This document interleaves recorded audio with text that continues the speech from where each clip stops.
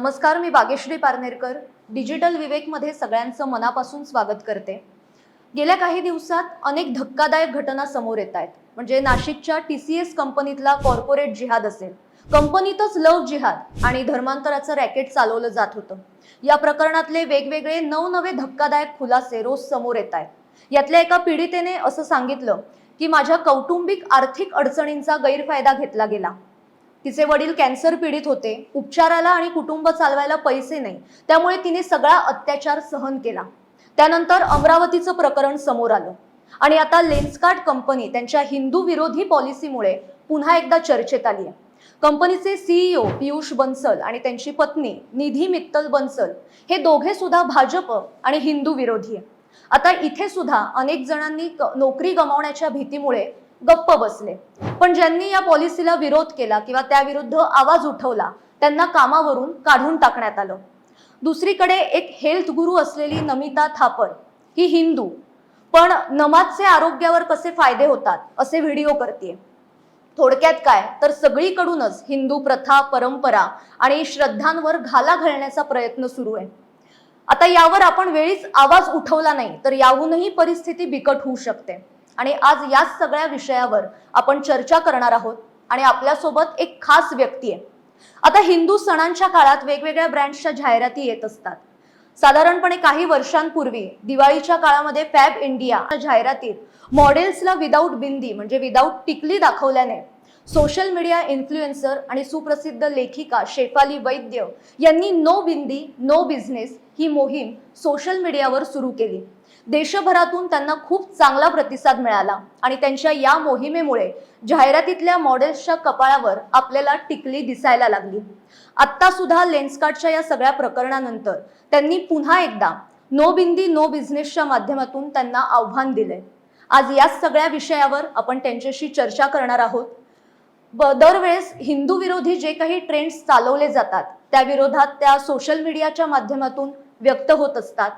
साप्ताहिक विवेक आणि अन्य नियतकालिकांमधून सुद्धा त्या सातत्याने लेखन करत असतात.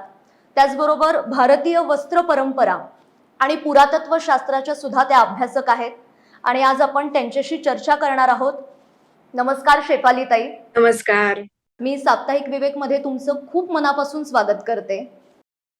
आता लेन्सकार्ट कंपनीने त्यांची जी ग्रूमिंग पॉलिसी होती त्यामध्ये बिंदी, टिळा, हातातले धागे किंवा महिलांना मंगळसूत्र किंवा सिंदूर लावायला बंदी पण हिजाबला परवानगी दिली होती.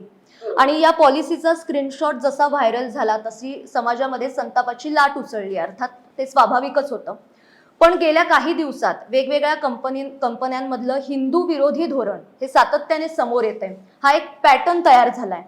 लेन्सकार्ट पॉलिसी विरोधात सुद्धा तुम्ही पुन्हा एकदा आवाज उठवलाय आणि त्यांना आव्हान दिलंय. पण एकूणच या प्रकरणाकडे तुम्ही कसं बघताय? त्या विषयाकडे म्हणजे मुख्य विषयाकडे वळण्याआधी मला जरा लेन्सकार्टची पार्श्वभूमी म्हणजे या सगळ्या प्रकरणाची पार्श्वभूमी तुमच्या प्रेक्षकांसाठी सांगू देत. तर लेन्सकार्टच्या कंपनीच्या त्यांच्या दुकानातले जे काम करतात शॉप असिस्टंट त्यांच्यासाठी ग्रूमिंग गाईड होता. म्हणजे कपडे कसे घालायचे, युनिफॉर्म कसं घालायचं, त्यांचा पेहराव कसा ठेवायचा, अशा तऱ्हेचा तो गाईड होता. तसा तो प्रत्येकच कंपनी त्यांच्या एम्प्लॉईजसाठी करते, स्पेशली ज्यांची दुकानं असतात आणि त्यांना एक चेहरा दाखवायचा असतो आपल्या कर्मचाऱ्यांचा. तर त्यातले कोणीतरी दोन स्क्रीनशॉट मला माझ्या एका विश्वासार्ह सोर्सनी पाठवले आणि पहिल्यांदा तर मी ते स्क्रीनशॉट बघितले तेव्हा ते मला खरंच वाटेना, कारण त्याच्यामध्ये असं लिहिलं होतं की हिजाब is okay as long as it is not big आणि त्याच्यावरती कंपनीचा लोगो त्याने झाकला नाही गेला तर हिजाब चालतो, शिखांची टर्बन चालते, पण बिंदी छोटीशी पण चालत नाही, सिंदूर चालत नाही, कलावा चालत नाही आणि सगळे जे हिंदू सिम्बॉल्स आहेत त्यांच्यावरती बंदी आहे. आणि बंदी कशासाठी आहे की हे सगळे घातले तर तुम्ही नीटनेटके नाही दिसता, म्हणजे असं त्यांचं म्हणणं होतं. ग्रूमिंगच्या दृष्टीने ते छान नाही दिसत आहे. तर माझा खरं सांगायचं तर माझा विश्वासच बसेना की एका हिंदू मेजॉरिटी देशामध्ये, हिंदू बहुसंख्य असलेल्या देशांमध्ये जिथे कस्टमर सगळे बहुसंख्य हिंदू आहेत आणि दुकानात काम करणारे लोक पण हिंदू आहेत, अशा कंपनीच्या दुकानांमध्ये अशी काही ग्रूमिंग पॉलिसी असू शकेल हे मला खरंच वाटेना. तेव्हा मी वेगवेगळ्या दोन एआय प्लॅटफॉर्म्स मध्ये ते फीड केलं आणि त्यांना सांगितलं की तुम्ही जरा शोध करून मला सांगा की हे खरंच आहे का. तर दोन्हीचंही उत्तर आलं की इट लुक्स जेन्युइन. आता ते इट लुक्स जेन्युइन म्हटल्यावर मला थोडा विश्वास आला.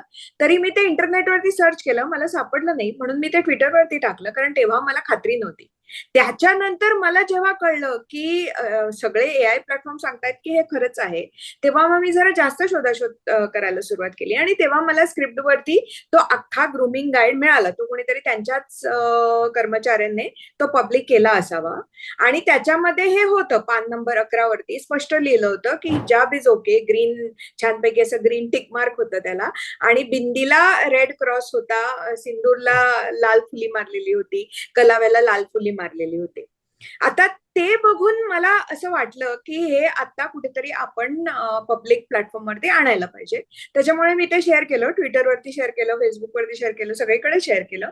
आणि त्याच्यात लेन्सकार्टचे जे सीईओ आहेत पियुष बन्सल, त्यांना टॅग केलं, लेन्सकार्टला पण टॅग केलं आणि विचारलं की हे खरं आहे का. आणि जर हे खरं आहे तर ती सरळ सरळ भेदभावाची पॉलिसी आहे. आणि बरं, लेन्सकार्ट ही काही पियुष बन्सलची प्रायव्हेट लिमिटेड कंपनी नाहीये, ती त्यांची एकट्याची कंपनी नाहीये, ती पब्लिकली लिस्टेड कंपनी आहे. तिचे शेअर्स कुणालाही विकत घेता येतात आणि ती सेबीच्या धोरणांप्रमाणे चालते, ती पियुष बन्सलच्या धोरणाप्रमाणे चालत नाही. त्यामुळे पब्लिक लिमिटेड कंपनीमध्ये त्यांना अंडरटेकिंग द्यावं लागतं. जेव्हा तुम्ही पब्लिक जाता तेव्हा तुम्हाला अंडरटेकिंग द्यावं लागतं सेबीला की आम्ही आमच्या कर्मचाऱ्यांमध्ये कुठल्याही निकषांवर भेदभाव करणार नाही. मग तो धर्म असू दे, जात असू दे, रंग असू दे, काही असू दे, भाषा असू दे, असं अंडरटेकिंग द्यावं लागतं. तर असं अंडरटेकिंग दिलं होतं त्यांनी, आणि तरी सुद्धा त्यांनी हा सरळ सरळ भेदभाव केला होता. बरं, हा भेदभाव होता, असंही नाहीये की तुम्ही म्हणताय की कुठल्याही धर्माचे रिलिजियस सिम्बॉल्स आम्हाला चालत नाहीत. ते एक वेळ मी समजू शकले असते, एक वेळ. पण इथे तुम्ही सरळ सरळ म्हणताय की मुसलमानांना हिजाब अलाउड आहे, शिखांना फेटा अलाउड आहे, पण फक्त हिंदूंना छोटी बिंदी, टिळक, काही हातातला कलावा काहीच अलाउड नाहीये. आणि तुम्ही म्हणताय की हे अशासाठी अलाउड नाहीये कारण हे आमच्या नीटनेटकेपणाच्या निकषांमध्ये बसत नाही. तर माझा प्रश्न असा होता की हे ग्रूमिंग गाईडलाईन्स कोण ठरवतं? भारतासारख्या हिंदू बहुल देशामध्ये, जिथे विकत घेणारे गिराईक हिंदू असतं, जिथे काम करणारे बहुसंख्य लोक हिंदू असतात, तिथे तुम्ही हे कुठल्या निकषांवरती ठरवता की बिंदी ही नीटनेटकेपणाच्या ग्रूमिंगच्या, गुड ग्रूमिंगच्या गाईडलाईन मध्ये बसत नाही? बरं, मी दुबईमध्ये राहून आलेली आहे बरं का 4 वर्ष, आणि तो तर सरळ सरळ इस्लामिक देश आहे, पण तिथे कित्येक भारतीय हिंदू राहतात. आणि तिथल्या दुकानांमध्ये सुद्धा लोक काम करतात ना, असेच युनिफॉर्म घालून काम करतात, त्यांना पण ग्रूमिंग गाईडलाईन्स असतात. पण तिथले एम्प्लॉईजना कधीच मी असं कुठे म्हटलेलं ऐकलं नाही की बिंदी अलाउड नाहीये किंवा मंगळसूत्र अलाउड नाहीये. ज्या दुकानांमधनं मी गेले त्या दुकानांमध्ये सुद्धा मला दिसलं की तिथल्या ज्या हिंदू एम्प्लॉईज होत्या त्या छान कुंकू लावून, मंगळसूत्र लावून येत होत्या, हातामध्ये त्यांच्या कलावा होता, ते त्यांचं काम करत होते आणि कुणीही त्याला आक्षेप घेतला नव्हता तिथे, जे का इस्लामिक देशामध्ये, युएई मध्ये. आणि भारतासारख्या देशामध्ये जेव्हा एका हिंदू माणसाने चालवलेली कंपनी, जी सेबी लिस्टेड आहे, जी पब्लिकली लिस्टेड आहे, जी सरळ सरळ भेदभाव करते, हे चुकच होतं. तर मी तो इश्यू ट्विटरवरती पहिल्यांदा मांडला. त्याच्यानंतर पूर्ण दिवस तो अर्थातच व्हायरल झाला. पूर्ण दिवस त्याच्यावरती पियुष बन्सलने काहीही प्रतिक्रिया दिली नाही. आणि जेव्हा हे प्रकरण खूप वाढलं तेव्हा त्याने एक स्टेटमेंट दिलं जवळजवळ 8 तासानंतर. त्या स्टेटमेंटमध्ये त्याने असं म्हटलं की हे इनअॅक्युरेट आणि आउटडेटेड, मी त्याचेच शब्द वापरते, इनअॅक्युरेट आणि आउटडेटेड डॉक्युमेंट आहे. म्हणजे हे एकतर चुकीचं डॉक्युमेंट आहे आणि हे कालबाह्य झालेलं डॉक्युमेंट आहे. मग त्याने असं म्हटलं की हे आमचं इंटरनल डॉक्युमेंट होतं, पण आम्ही 17 फेब्रुवारी हा परत त्याचा शब्द आहे, माझा शब्द नाहीये, 17 फेब्रुवारीला आम्ही हे डिसाईड केलं की हे आम्ही इम्प्लिमेंट करणार नाही. ओके, आता हे एका कंपनीचा सीईओ पब्लिकमध्ये हे स्टेटमेंट देतोय, पण माझ्याकडे तोपर्यंत लेन्सकार्टचे जे सगळे एम्प्लॉईज आहेत, जे आत्ता काम करणारे आणि काही सोडून गेलेले, त्या सगळ्यांचे धडाधडा मेसेजेस यायला लागले. आणि त्यातल्या काहींनी मला व्हिडिओ ऑडिटचे स्क्रीनशॉट्स पाठवले. त्या व्हिडिओ ऑडिटमध्ये स्पष्टपणे असं दिसतंय की ती जी एम्प्लॉई आहे तिचा चेहरा आणि तिच्या कपाळावरची बिंदी ही लाल स्केच पेननी मार्क केली आहे. आणि खाली रिमार्क आहे की wearing bindi is not allowed in the shop. आणि त्या व्हिडिओ ऑडिटच्या तारखा आहेत 5 एप्रिल, 26 फेब्रुवारी आणि अजून एक होतं ते 8 एप्रिल. म्हणजे स्पष्ट आहे की एप्रिलच्या 8 तारखेपर्यंत तरी असं व्हिडिओ ऑडिट केलं जात होतं. आणि बरं, हे तिन्ही काही एकाच दुकानातले स्क्रीनशॉट नाहीये. एक कर्नाटक मधला आहे, एक तेलंगणा मधला आहे, एक आसाम मधला आहे. म्हणजे 3 टोकांच्या दुकानांमधनं मला तिथले एम्प्लॉईज सांगतायत की आमचा सीईओ म्हणतोय ते खोटं बोलतोय. 17 फेब्रुवारीला असं काहीही थांबलेलं वगैरे नाहीये आणि हे व्हिडिओ ऑडिट अजून चालू आहेत आणि त्याच्यासाठी आम्हाला त्रास होतो. त्याच्यानंतर मला एम्प्लॉईजनी अजून सांगायला सुरुवात केली की कसे हिंदू एम्प्लॉईजना सुट्ट्या दिल्या जात नव्हत्या, पण अल्पसंख्याक एम्प्लॉईजना त्यांच्या सणाच्या दिवशी 2-2, 3-3 दिवस सुट्ट्या दिल्या जात होत्या. असं बरंच काही काही. तर मला आश्चर्य वाटलं की एखादी कंपनी ही असा इतका टोकाचा भेदभाव आपल्या कर्मचाऱ्यांमध्ये कसं करू शकते. पहिली गोष्ट मध्ये हे भारतीय घटनेच्या विरुद्ध आहे. भारतीय घटनेचं 15वं आर्टिकल सांगतं की कुठल्याही कामाच्या जागेला म्हणजे कुठल्याही कार्यालयाला असा कर्मचाऱ्यांमध्ये धर्म आधारित किंवा जाती आधारित किंवा रंग आधारित किंवा भाषा आधारित भेदभाव करता येत नाही. तरी सुद्धा यांनी हे केलेलं होतं. आणि हा सीईओ धडधडीत खोटं बोलला होता की 17 फेब्रुवारी पर्यंत आम्ही 17 फेब्रुवारीला आम्ही हे काढून टाकलं होतं. असं काही नाही. बरं, जरी तुम्ही हे म्हणत असाल की हे माझं इंटरनल डॉक्युमेंट आहे, तरी सुद्धा हे इंटरनल डॉक्युमेंट बनवलं कोणी? माझा प्रश्न तो आहे की कोण डिसाइड करतं की बिंदी इज बॅड ग्रूमिंग आणि कुठल्या निकषांच्या आधारे? तर अर्थातच त्याचं मला उत्तर मिळालं नाही. त्याच्यानंतर माझ्या म्हणजे लेन्सकार्टचं ऑफिशियल जे हँडल होतं ट्विटरचं, जी पब्लिक लिमिटेड कंपनी आहे, मी परत सांगते, म्हणजे आणि मी त्यांचे गिराईक आहे. 50,000 रुपये आता इतक्या वर्षांमध्ये मी त्यांच्यावरती घालवलेले आहेत. चष्मा घेताना म्हणा किंवा लेन्सेस घेताना म्हणा, मी गोल्ड मेंबर पण असेल त्यांची. आणि तरी सुद्धा या कंपनीच्या ऑफिशियल हँडलने मला ब्लॉक केलं, कारण मी जे प्रश्न विचारत होते त्यांना त्यांच्याकडे उत्तरं नव्हती. मग आता मी सामान्य सिटीजन आहे. माझ्या मागे काही फार मोठी ऑर्गनायझेशन नाहीये किंवा माझ्या मागे कुठला राजकीय पक्ष नाहीये. माझा आवाज जो आहे तो फक्त मला सोशल मीडियावरनं काढता येतो. पण माझ्याकडे एक गोष्ट आहे, माझ्याकडे चिकाटी आहे आणि माझ्याकडे धाडस आहे. 2 गोष्टी आहेत. त्यामुळे हा मुद्दा आता मी सोडणं शक्यच नव्हतं. त्याच्यामुळे मी आणि तोपर्यंत माझ्याकडे बऱ्याच लोक, माझा ट्विट तर व्हायरल झालाच होता. हा इश्यू बऱ्याच अजून काही लोकांनी पण उचललेला होता आणि मला बऱ्याच एक्स एम्प्लॉईजनी धडाधडा स्क्रीनशॉट्स पाठवायला सुरुवात केली.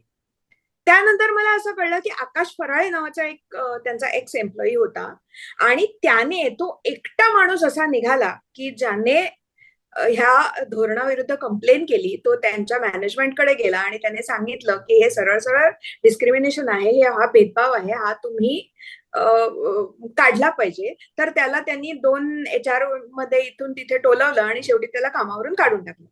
तोपर्यंत बाकीच्या लोकांनी पण तिथल्या म्हणजे तेलंगणामध्ये कुठल्या तरी एका लेन्सकार्ट एम्प्लॉईशी बोलले होते. तिने सांगितलं होतं की आम्हाला कुंकू पुसायला लावतात वगैरे. मग अजून एका सुरत मधल्या माणसाने स्वतःचा व्हिडिओ केला होता आणि त्यात त्याने सांगितलं होतं की मला इंटरव्ह्यूसाठी बोलावलं, पण माझ्या कपाळावरती शेंदूर होता आणि माझी शेंडी होती, म्हणून त्यांनी सांगितलं की तुला कामावरती ठेवू शकत नाही वगैरे वगैरे. तर हे सगळं प्रूफ बाहेर येतच होतं. पण त्याच्यानंतर मग भरपूर त्याच्यावरती आउटरीच झाल्यानंतर, तो इश्यू मेनस्ट्रीम मीडियामध्ये पण चर्चा झाल्यानंतर जवळजवळ 48 तासांनी लेन्सकार्टने आपली पॉलिसी बदलली आणि त्यात आता त्यांनी सांगितलंय की आता कुंकू वगैरे सगळं चालतं. प्रश्न तो नाहीये, मुळात ते चालत का नव्हतं हा खरा प्रश्न आहे. बरं, एवढ्यात कहाणी संपलेली गोष्ट अजून संपलेली नाहीये. आत्ता म्हणे, अगदी आत्ता 5 मिनिटापूर्वी सुद्धा मला एका लेन्सकार्टच्या एक्स माणसाचा हे रिप्लाय आला की आत्ता म्हणे त्यांनी एम्प्लॉईजना सगळे ईमेल ऍक्सेस बंद करून टाकलेत. म्हणजे त्यांच्या आधीचे जे व्हिडिओ ऑडिटच्या वगैरे फाईल्स होत्या ते सगळ्या ते आता डिलीट करतायत, म्हणजे असं काही प्रूफ येता कामा नये म्हणून.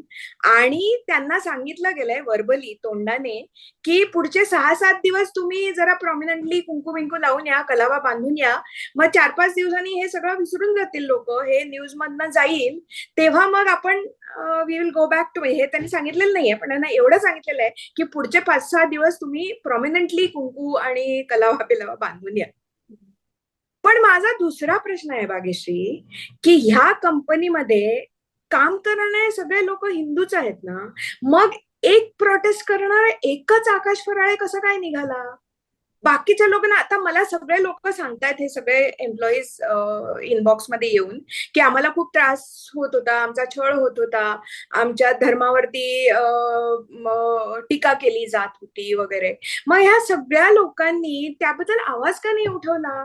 कुणीच का नाही त्याच्याबद्दल सोशल मीडियामध्ये येऊन बोललं? किंवा कुणीच का नाही ईमेल्स पाठवले? आकाश पराळेंनी पाठवल्या, पण बाकीच्या कुणीच का नाही केलं? हा माझा प्रश्न आहे. याबद्दल अजून एक माहिती आली होती की अनेक कर्मचाऱ्यांचे जर कोणी बिंदी लावली, कोणी हे नियम पाळले नाही तर पगार पण कट केला जात होता. म्हणजे कुठेतरी या कर्मचाऱ्यांमध्ये एक भीती होती की नोकरी जाईल किंवा आपलं नुकसान होईल, म्हणून कदाचित कोणीही बोललं नाही. एग्रीड. पण तू मला सांग, एका लेन्सकार्ट दुकानामध्ये कमीत कमी 12 कर्मचारी तरी असतात कुठल्याही साधारण याच्यामध्ये.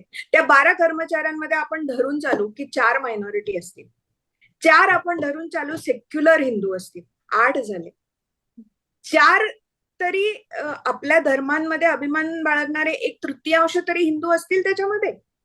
मग ह्या 1/3 हिंदूं विरुद्ध जेव्हा भेदभाव केला होता, तेव्हा ह्या 4ही जणांनी एकत्र येऊन का नाही दाद मागितली, का नाही कंप्लेंट केली? किंबहुना काहीच नाही तरी असे, म्हणजे हे डिस्क्रिमिनेशन हे काही आजचं नाहीये किंवा गेल्या महिन्याचं नाहीये. जवळजवळ 2 वर्षांपासून हा सिस्टमॅटिक भेदभाव होतोय लेन्सकार्टमध्ये, असं सगळे एम्प्लॉईज मला सांगतायत. मग भारतभरातल्या एकाही लेन्सकार्टच्या दुकानातल्या मेजॉरिटी हिंदूंना असं वाटलं नाही की ह्याच्या विरुद्ध आपण एकत्रितपणे आवाज उठवावा? मला मान्य आहे की एकट्याने कुणी सांगितलं तर त्याचा पगार कट होईल, त्याची नोकरी जाईल, मला मान्य आहे. पण एका दुकानातल्या 15 लेन्सकार्ट एम्प्लॉई मधल्या 10 जणांनी एकत्र येऊन जर आवाज उठवला असता आणि ते पब्लिकमध्ये कुठेतरी टाकलं असतं, तर ते बाकीच्यांना अर्थातच कळलं असतं. आता कसं झालं, आता मी एकटीने, I am a private citizen, मी एकटीने ह्याच्या विरुद्ध आवाज उठवला, त्याचा खूप मोठा इश्यू झाला, त्यामुळे लेन्सकार्टला आपली पॉलिसी बदलावी लागली. पण हे जर एम्प्लॉईजनी केलं असतं तर मला असं वाटतं की ह्याचा परिणाम खूप आधी झाला असता. हिंदू प्रत्येक वेळेला अन्याय सहन का करतात, हे हा मूळ मुद्दा मी इथे मांडायचा प्रयत्न करते. कारण तू पुढचा जो विषय घेतलेला आहे, हा विषय फक्त लेन्सकार्ट पुरता नाहीये, किंवा माझा लेन्सकार्ट वरती काही व्यक्तिगत आकस नाहीये, किंवा पियुष बन्सलवरती माझा व्यक्तिगत राग नाहीये. Lenskart is a symptom. माझ्या एका लेखामध्ये मी तेच सांगितलंय की जे पद्धतशीर हिंदू विरोधी धोरण जे आखलं जात आहे कॉर्पोरेट भारतामध्ये, त्याचं लेन्सकार्ट हे फक्त एक सिम्पटम आहे, फक्त लक्षण आहे. बाकीचे TCS आहेत, एक्सेंचर आहेत, सगळीकडेच हे चालू आहे. लेन्सकार्ट हे त्यातलं एक लक्षण आहे.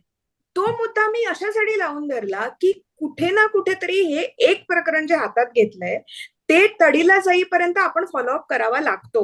कारण हिंदूंची स्मरणशक्ती अतिशय दुबळी आहे आणि म्हणूनच लेन्सकार्टवाले, मी जसं म्हटलं होतं तसं आज आपल्या एम्प्लॉईजना सांगतायत की पुढचे एक 4-5 दिवस तुम्ही बिंदी बिंदी लावून या, त्याच्यानंतर सगळे लोक विसरून जातील, त्यांना नवीन काहीतरी मिळेल आणि त्याच्यानंतर मग we will go back to our anti Hindu policies, which is what is going to happen. But I am not going to make that happen. माझ्या शक्तीत जे शक्य आहे ते सगळं मी केलंय, मी करते आहे. मी त्यांच्या बोर्ड ऑफ डायरेक्टर्सना ईमेल्स लिहिली, त्याच्यामध्ये मी हे सगळे स्क्रीनशॉट्स ऍड केले. त्यांच्या शेअर प्राइसेसमध्ये 5% घसरण झाली. केवळ लेन्सकार्टनी आपला कोड ऑफ कंडक्ट किंवा ग्रूमिंग गाईड बदलल्याने हा प्रश्न सुटत नाहीये. त्यांनी हे सांगायला पाहिजे की हा कोड ऑफ कंडक्ट त्यांनी मुळात लागू का केला, कुणाच्या सांगण्यावरून लागू का केला. बरं, केवळ हेच नाहीये. आज एक व्हिडिओ आला की एखाद्या हिंदू एम्प्लॉईला जर आपल्या देवांचे फोटो जर, खूप कंपन्यांमध्ये असतात तसे, प्रत्येकाच्या क्युबिकलमध्ये एक छोटासा गणपती असतो किंवा काहीतरी असतं, तर त्यांना म्हणे त्या लेन्सकार्टच्या दुकानाचं सांगितलं गेलं की अशा मूर्ती किंवा फोटो तुम्हाला ठेवायचे असतील तर तुमच्या काउंटरच्या खाली, म्हणजे पायाच्या खाली, जिथे लोकांना कुठे दिसू नये तिथे तुम्ही तो ठेवायचा. छोटासा, अगदी एवढा गणपती असला तरी. में रहेंगे, हर दुकानों में एकदम फ्रंट में रहता है। बताइए यहाँ पर चेयर है इनकी, वहीं पर पैर के सामने रखे हैं ये नहीं रखते सर यहाँ। हिंदू देवतांना कुणाच्या तरी पायाकडे ठेवायचं, हे सांगायचं धारिष्ट्य येतं कुठून? ते सुद्धा एका हिंदू बहुल देशामध्ये, जिथे तुमचे चष्मे विकत घेणारे लोक, तुम्हाला श्रीमंत बनवणारे लोक हे सगळे हिंदू आहेत, तुमचे शेअर्स विकत घेणारे लोक बहुसंख्य हिंदू आहेत. अशा वेळेला तुम्ही असा धडधडीत भेदभाव कसा शकता हिंदूंविरुद्ध? आता that brings me to your bigger question की कॉर्पोरेट जिहादचे जे आता एक्झाम्पल्स आपल्याला सगळीकडे दिसत आहेत, तर त्याचा आणि लेन्सकार्टचा काय संबंध? तर 1982 मध्ये विल्सन आणि केलिंग नावाचे दोन समाजशास्त्रज्ञ होते अमेरिकेमध्ये. त्यांनी एक थिअरी मांडली होती. त्या थिअरीचं नाव आहे ब्रोकन विंडोज थिअरी. बहुतेक सगळ्यांना ती माहित असते. ते ब्रोकन विंडोज थिअरी असं म्हणते की आता तुम्ही एखाद्या रस्त्याने जात असता, तिथे एक बिल्डिंग असते, सार्वजनिक बिल्डिंग. त्या बिल्डिंगच्या खिडक्या जर सगळ्या व्यवस्थित असतील तर त्या तशाच राहतात अनेक काळापर्यंत. पण त्यातली एक खिडकी जरी फुटली आणि ती जर लगेचच बदलली नाही किंवा ती फोडणाऱ्या माणसाला लगेचच शासन केलं नाही तर विदिन 8-10 दिवसात त्या बिल्डिंगच्या सगळ्या खिडक्या फुटतील. कारण लोकांना कळतं की पहिली चूक आपण केली की आपल्याला शिक्षा होत नाही, इट इज ओके, आणि त्याच्यानंतर मग लोक त्याच्यापेक्षा मोठ्या मोठ्या मोठ्या मोठ्या चुका करत जातात. आपल्याकडे सांगायचं तर कित्येक वेळेला छान रस्ता असतो, स्वच्छ रस्ता असतो, तिथे कोणी कचरा टाकत नाही.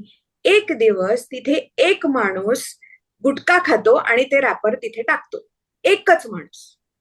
पण त्या माणसाने ते रॅपर टाकल्यानंतर, आणि हे मी बघितलेलं आहे माझ्या डोळ्यांनी, 8 दिवसानंतर ती जी जागा, तो जो कॉर्नर असतो रस्त्याचा, त्याची एक सार्वजनिक कचरा कुंडी तयार झालेली असते. कारण बाकीचे सगळे येणारे जाणारे लोक, हा तिथे एक पडलंच आहे ना, मग मी माझा कचरा पण टाकून देईन, मग मी माझा कचरा पण टाकून देईन, मग मी माझा कचरा पण टाकून देईन, असं करून करून तिथे कचऱ्याचा खूप मोठा ढीग तयार होतो. This is the same broken window theory. आता ही हिंदूंना कशी लागू आहे ते सांगते. आपल्याकडे अगदी शाळांमधून सुद्धा, कुठल्याही शाळांमधून, अगदी विद्याभारतीच्या शाळा वगैरे सोडल्या तर बहुतेक शाळांमधून आणि कॉन्व्हेंटमधून तर 100% क्रॉस चालतो गळ्यामध्ये घातलेला, हिजाबही चालतो, पण हाताला कलावा बांधलेला चालत नाही, कुंकू लावलेला चालत नाही, खरं बांगड्या घातलेल्या चालत नाहीत. आणि ते सांगतात की ही आमची शाळेची पॉलिसी आहे.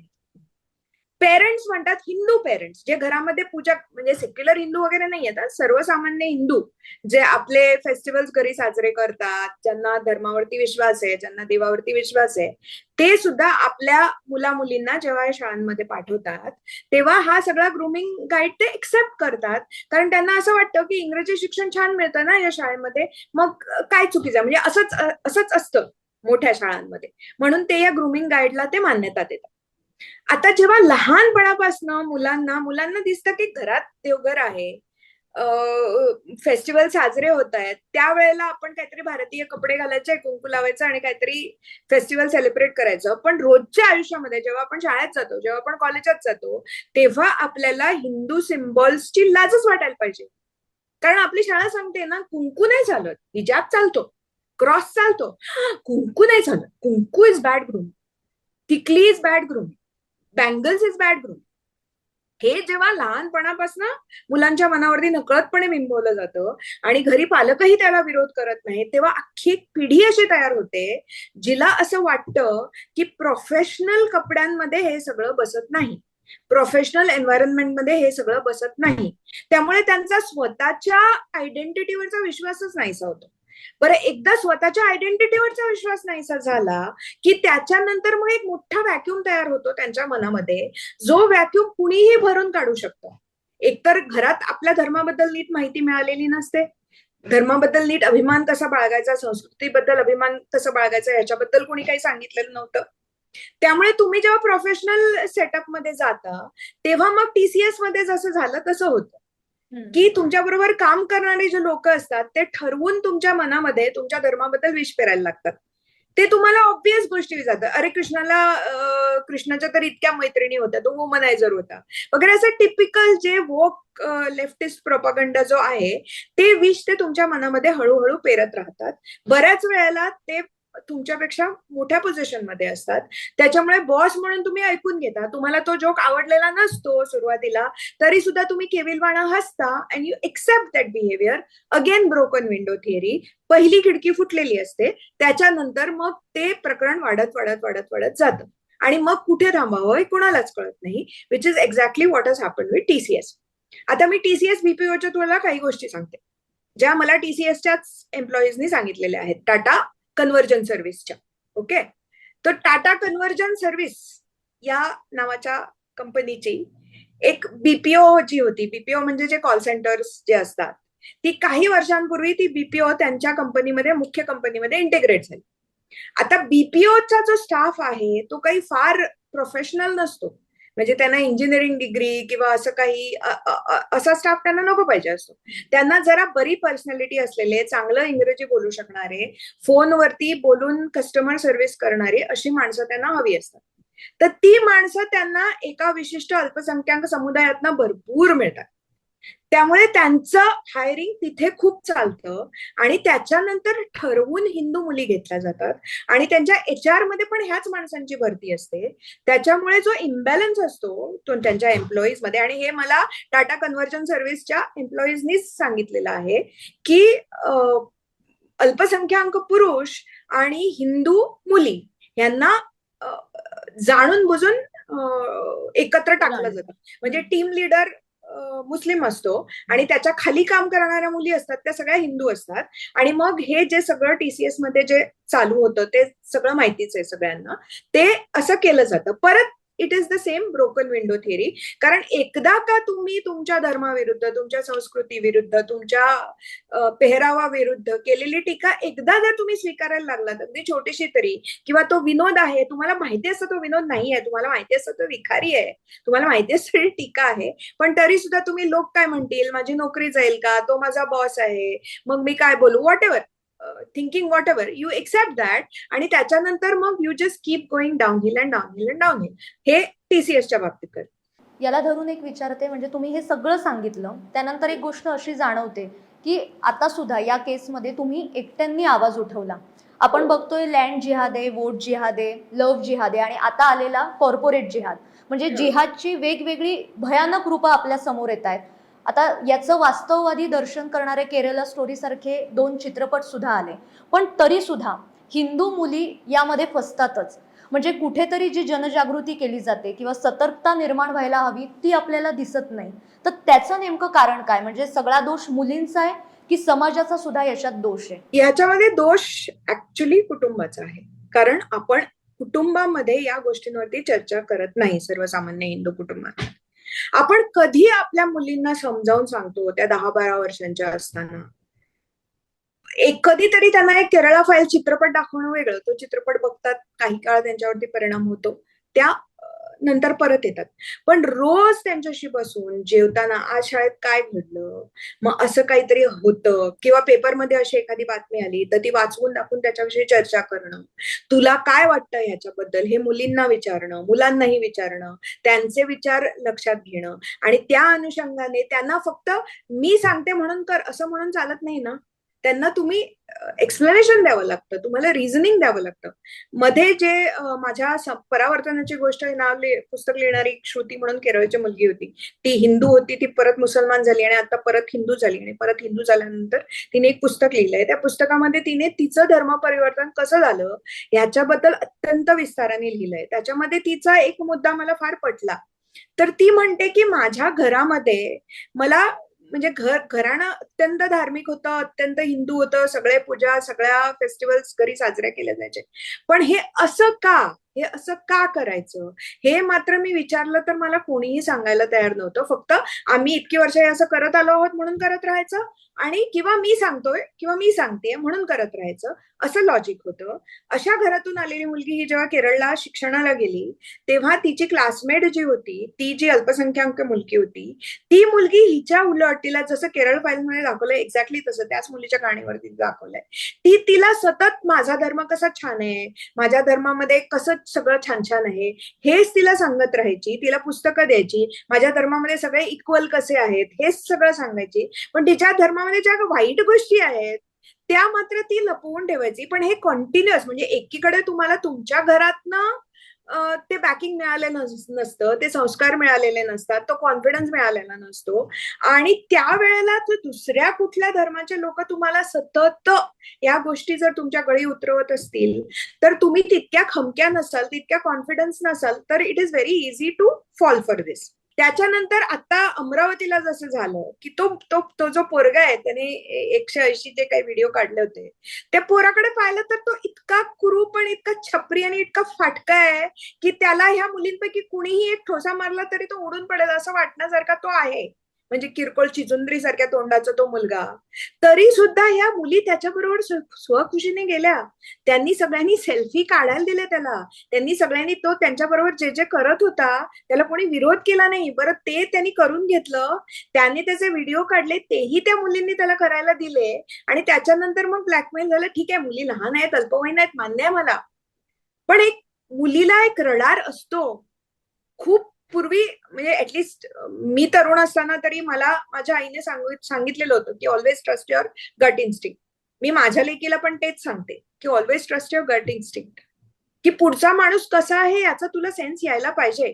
पण ह्या बाबतीमध्ये मी असं ऐकलंय की त्या मुली अत्यंतच साधारण घरातल्या होत्या आणि कदाचित त्यांच्या घरी संवादाचा अभाव असेल और व्हॉट एव्हर इट इज, पण हा मुलगा त्यांना छान कॅफेमध्ये न्यायचा, त्यांना महागड्या भेटवस्तू द्यायचा, त्यांना खूप कॉम्प्लिमेंट्स द्यायचा आणि त्याचंच त्यांना आकर्षण होतं. की ड्रग्ज द्यायचा काय मला माहित नाही, पण हे अनाकलनीय आहे माझ्या साठी तरी.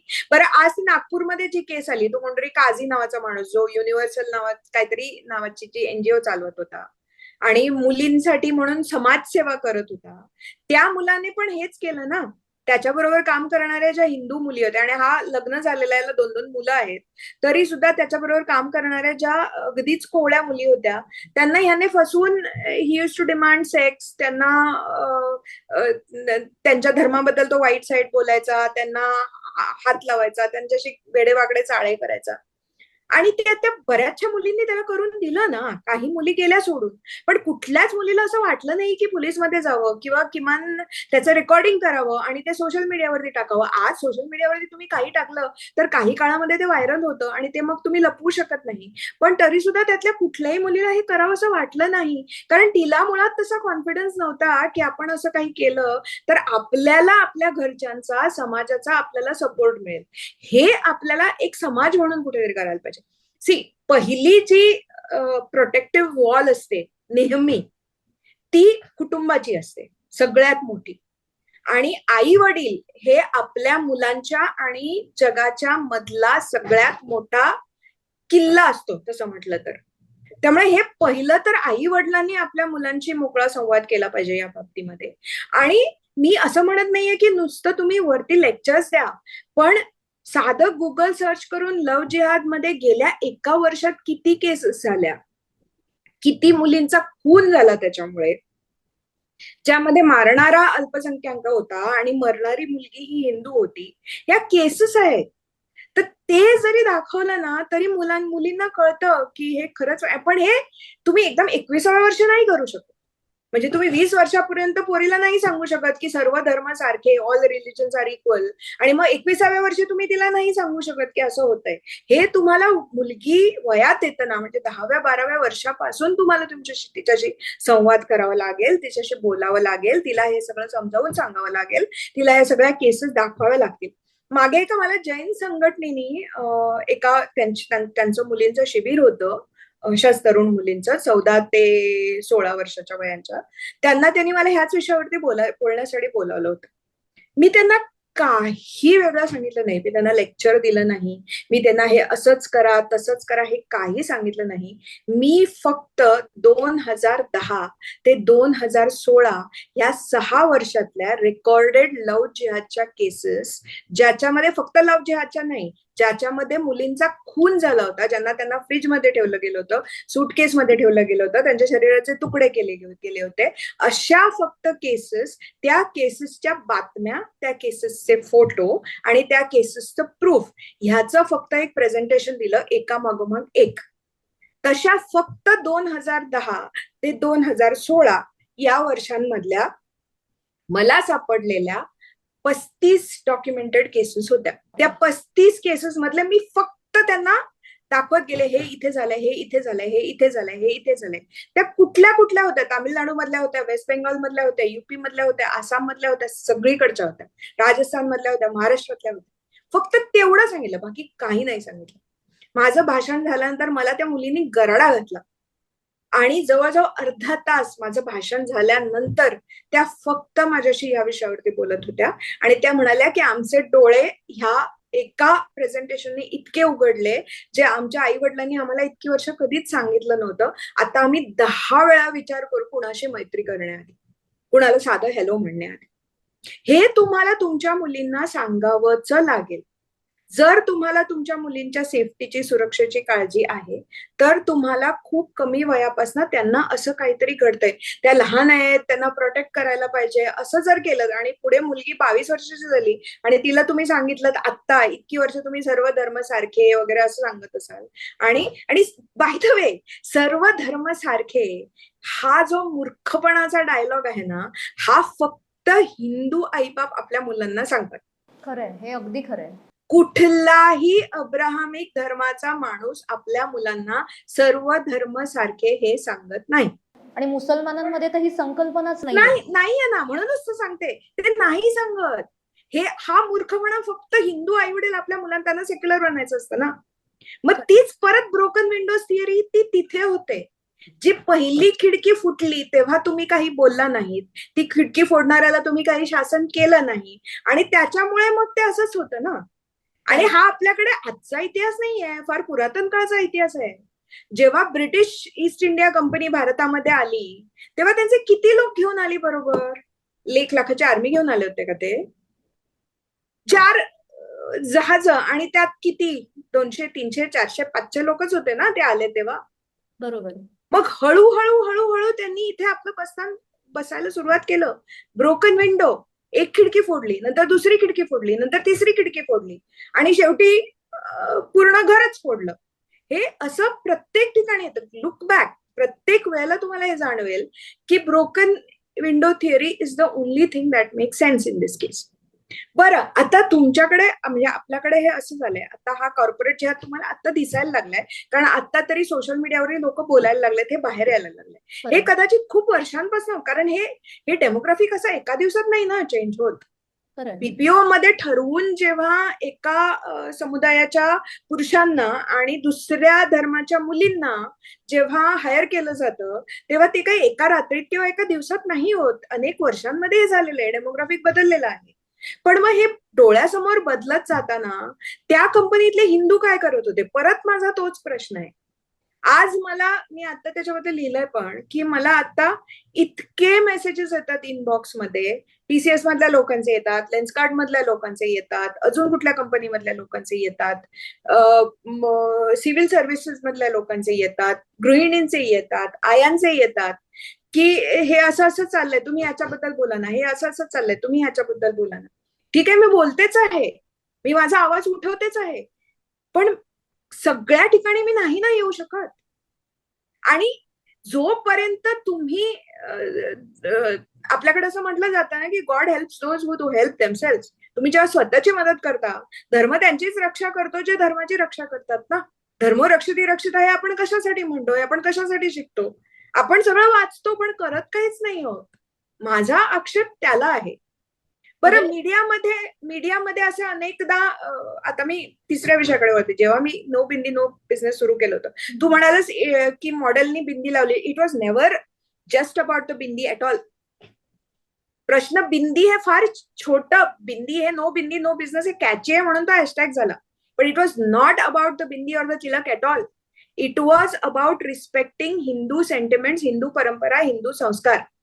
जेव्हा मला असं दिसायला लागलं की दिवाळीच्या जाहिरातीमध्ये सगळे जे हिंदू सिम्बॉल होते, फक्त बिंदी नाही, 5-6 वर्षापूर्वी सुद्धा दिवाळीच्या जाहिरातीमध्ये तुम्हाला छान आकाश दिवे दिसायचे, तुम्हाला रोषणाई दिसायची, तुम्हाला अख्खी फॅमिली जवळ आलेली दिसायची, तुम्हाला पूजा दिसायची, तुम्हाला रांगोळी दिसायची, तुम्हाला टिपिकल भारतीय मिठाई दिसायची, सगळ्यांचे कपडे छान भारतीय असायचे, सगळ्यांच्या चेहऱ्यावरती आनंद असायचा, सगळ्यांच्या केसात फुलं असायची, छान सजावट असायची. म्हणजे वातावरण असं छान उत्सवी वाटायचं, दिवाळीसारखं वाटायचं. त्याच्यातलं एक एक सिम्बॉल गळत गेलं. आधी आकाश दिवे गेले, मग देवांचे फोटो गेले, मग रांगोळी गेली, मग एकत्र कुटुंब गेलं, मग मुलं गेली, मग रोषणाई गेली, सगळं गेलं. आणि शेवटी राहिलं काय, तर सुटकी चेहऱ्याच्या, फटफटीत कपाळाच्या, डल कपडे घातलेल्या, न असणाऱ्या मॉडेल्स, आणि त्यांनी घातलेलं सोनं. म्हणजे काय, की अक्षय तृतीया आहे म्हणून आमचा नेकलेस घ्या, दिवाळी आहे म्हणून आमची गाडी घ्या, गुढीपाडवा आहे म्हणून आमचं घर घ्या. तुमचा सण आहे, हिंदू सण आहे, म्हणून आमच्या वस्तू घ्या, आम्हाला श्रीमंत करा, आम्हाला पैसे द्या, पण आम्हाला फक्त हिंदूंचा पैसा पाहिजे. आम्हाला हिंदूंना रिस्पेक्ट द्यायचा नाही, आम्हाला हिंदूंना आदर द्यायचा नाही, आम्हाला हिंदूंच्या प्रतीकांचा, परंपरांचा, त्यांच्या धर्माचा सन्मान आम्हाला करायचा नाही. हेच तर सगळे ब्रँड्स तुम्हाला सांगत होते. आता ही चूक ब्रँड्सची आहे की ऍडव्हर्टायझिंगची आहे हे मला नाही माहिती, पण हे जेव्हा मला दिसायला लागलं तेव्हा मी ही कॅम्पेन सुरू केली. आणि ते कॅम्पेन मधला सगळ्यात शेवटचा symbol to go was the बिंदी.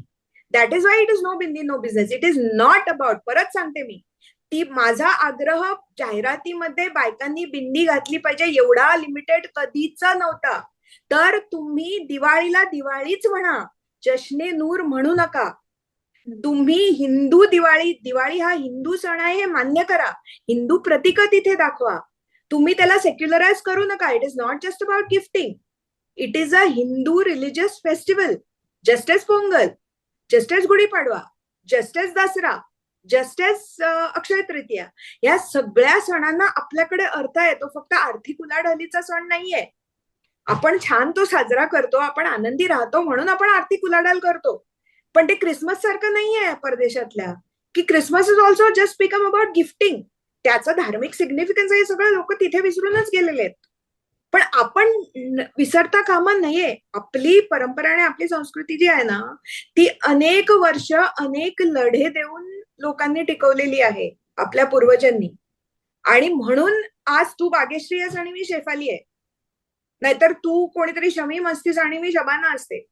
खरंय. तेव्हा जो त्याग त्यांनी केला, जो अपार छळ आणि यातना ज्या त्यांनी सोसल्या, त्याच्यामुळे आपण आज आहोत. आणि आपण जर हे मान्य नाही केलं आणि आपण ज्यांच्यासाठी ते लढले हे आपण असं वाऱ्यावरती उधळून दिलं, तर आपल्यासारखी कृतज्ञ पिढी दुसरी कुठलीच नसेल. प्रश्न तो आहे. प्रश्न हा आहे की आपल्याला हिंदू म्हणून सर्वाइव्ह व्हायचंय की नाही अजून 50 वर्षांनी.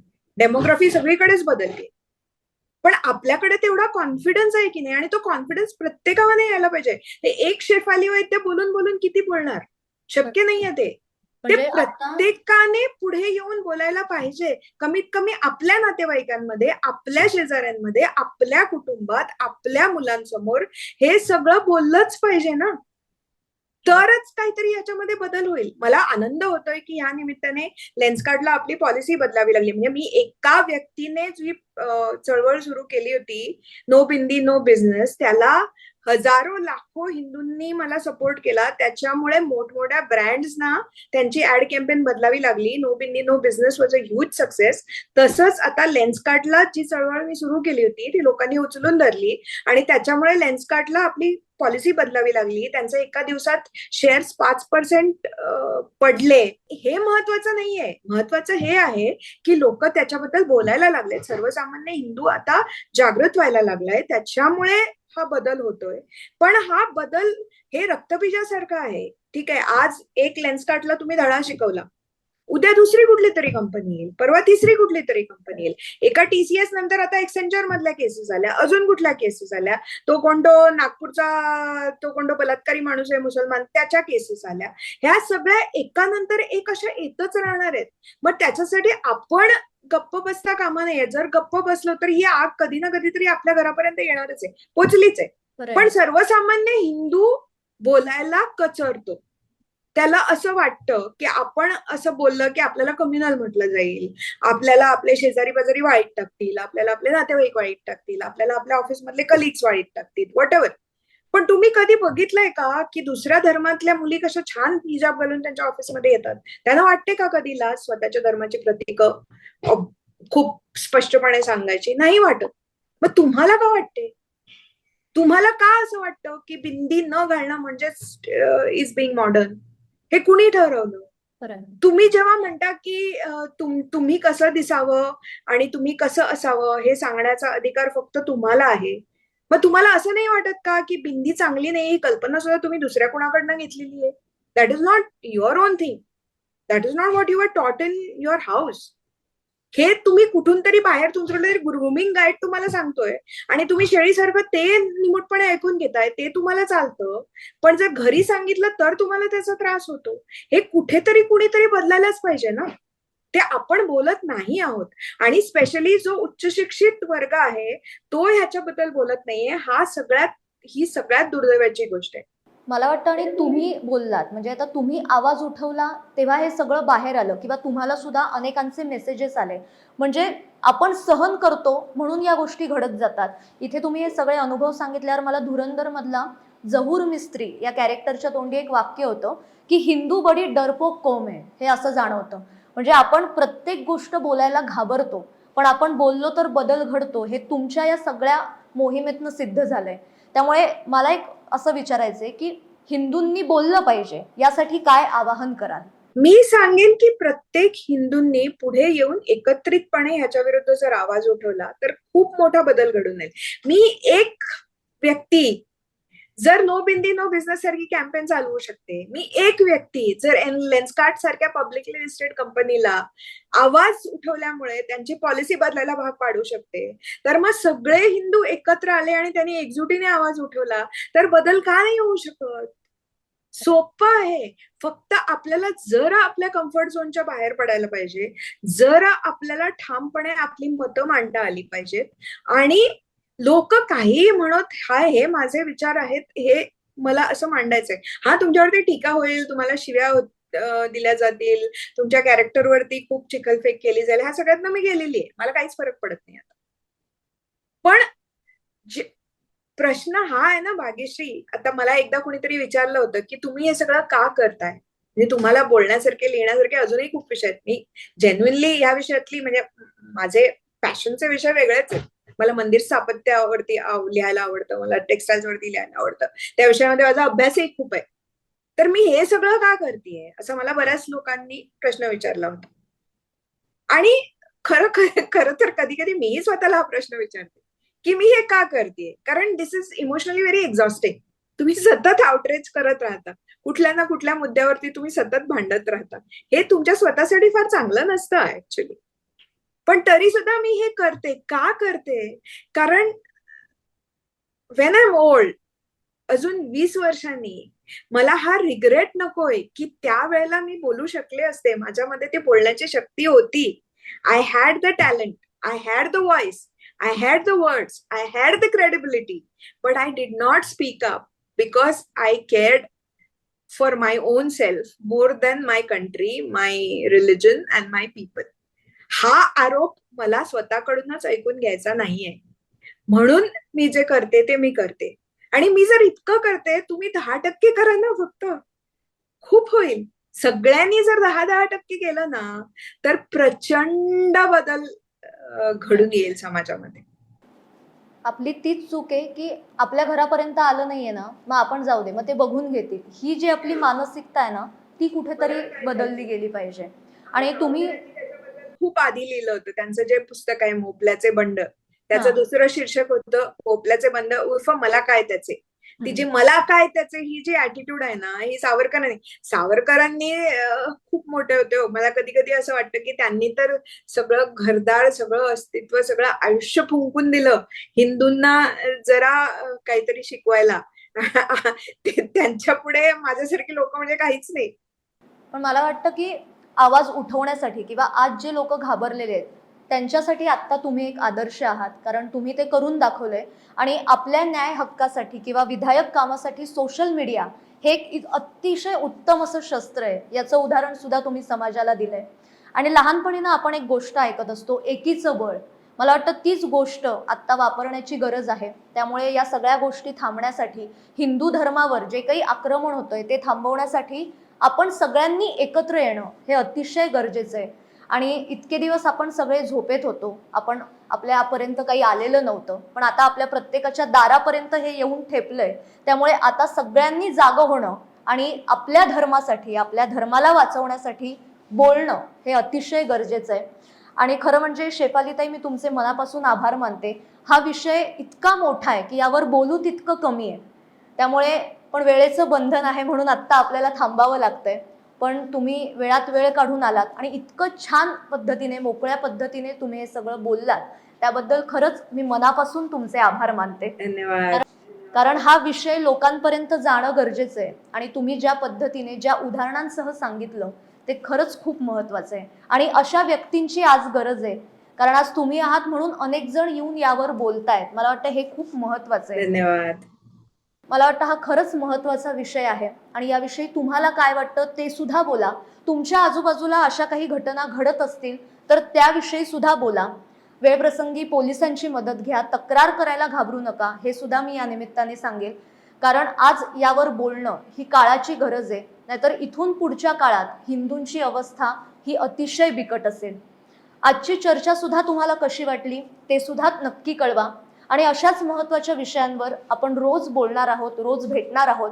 त्यासाठी साप्ताहिक विवेकच्या YouTube चॅनलला आजच सबस्क्राईब करा. धन्यवाद.